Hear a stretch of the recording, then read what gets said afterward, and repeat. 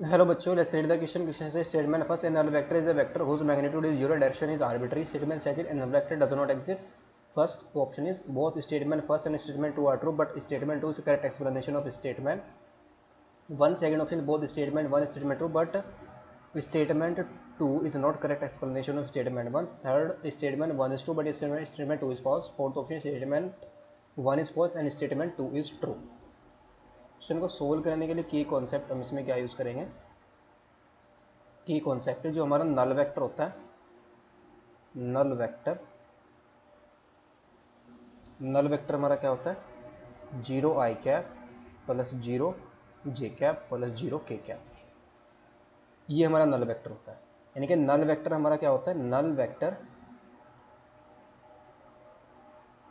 Exist, null vector exist करेगा because 0 I cap plus 0 J cap plus 0 K cap, ये हमारा क्या होता है, नल वेक्टर होता है। तो इस ये हमें क्या अप्लाई करेगा, जो स्टेटमेंट सेकंड है वो क्या है, ट्रू।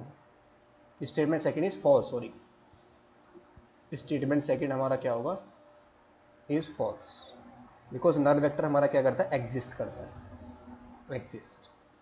एंड जो हमारा नल वेक्टर, अगर हम इसको ले लें जीरो वेक्टर, ये क्या होता है, 0 I cap plus 0 J cap plus 0 K cap.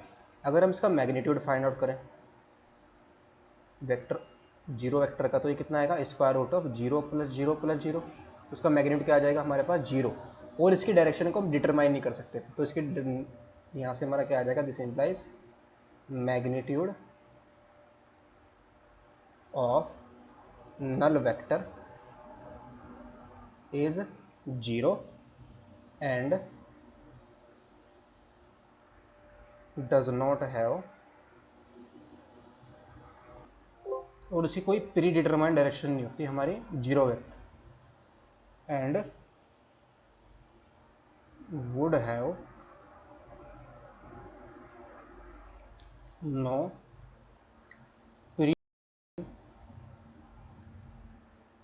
Pre determined direction.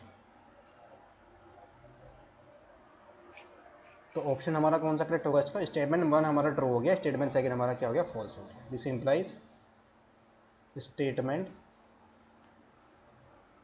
First is true और स्टेटमेंट सेकंड हमारा फॉल्स है, तो ऑप्शन 3 हमारा करेक्ट हो जाएगा। Hope you understood it well, best of luck, thank you.